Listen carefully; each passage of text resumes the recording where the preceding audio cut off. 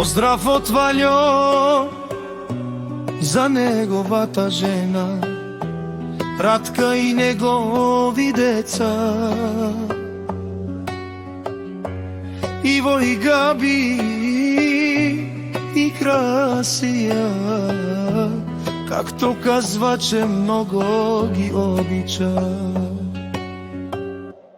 Те са негово богатство, неговата опора и неговата сила. За тях всичко ще даде, само те да са добре. И неговия син Иво, той му е дясната ръка, неговата опора, неговата сила.